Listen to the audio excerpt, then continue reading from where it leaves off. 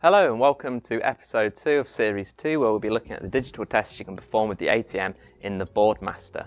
So we'll be looking at the instrument, advanced IC tester, and Mohneeb will show us some of the tests that can perform on an IC. Could you give us a demonstration, Mohneeb? Sure, of course. So as explained before, with the BoardMaster, it comes with the ATM, the advanced test module, and it can be used to test digital ICs and digital based PCBs as well. Okay. So what we're going to do is various different tests within TestFlow.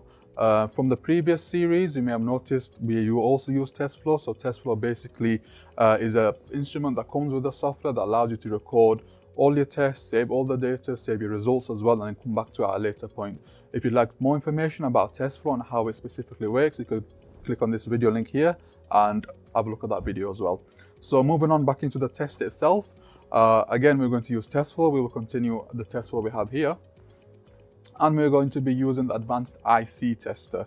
So the advanced IC tester is one of the instruments that comes along with the BoardMaster and specifically used by the ATM, the advanced test module.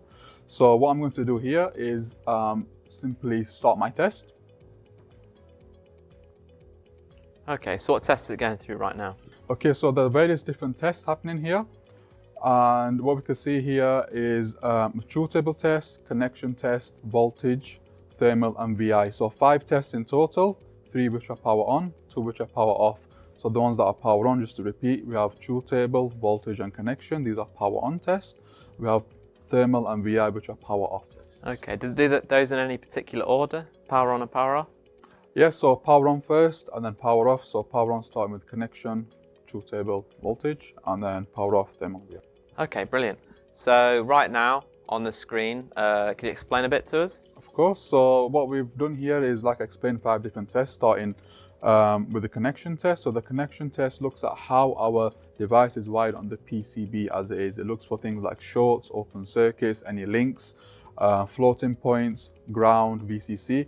As you can see here, the system has identified the ground, the VCC, and on pin 10 is telling us we have a floating point here. So that's the connection test.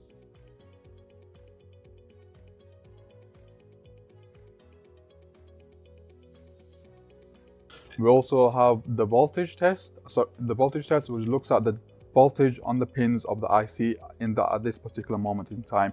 So you can see all the voltages along the side of all the pins. Okay, brilliant. And truth table test as well. So the truth table test is done against the System 8 library. So with the System 8 software, you have a library full of different ICs from different families. We can have a quick look here. So if I select the family list, you can see a list of all the different families, and obviously if I click on one of these, you'll see all the devices within this particular family. Okay, brilliant. So the test is done against the library. The truth table test basically looking at the functionality, making sure that the IC is working as it should be. Okay, great. Could you show me the logic trace? Of course, the logic trace, okay. There we are. So this is the logic trace, and this basically shows you the highs, and the lows, the zeros and the ones of the truth table test that we have done, just to making sure that the device is operating as it should be. Okay, great. So right now we've got a pass because this is a functioning IC. What if there was a problem with the logic trace? Okay, sure. So what we can do here is start the test once more. And then I could cause a fault. Oh, okay. Okay, so what we have done here is, as identified by the system, we have linked pin 1s and pin 2. We have L1 on either side, meaning these two pins are now linked. Okay. And as you can see here in the bottom corner, our connection test has now failed. The instrument itself has given us a cross, and so is our test flow instrument telling us that this test has now failed because the connection test is not as it should be. Okay, so like I explained in season 1, where the VI is a comparison test, in this episode, this is done against the library in the software. So the truth table test is only done against the library, whereas all the other tests, the 4 other tests, are comparison tests. This is why we see the green ticks here for voltage and truth table. This is because the device is functioning as it should, but our system is telling us that the connection, there's something wrong with the connections of the device. So as we have here, the pins are linked together, which they shouldn't be. Okay, brilliant. So, okay, I think that's all we've got time for in this episode.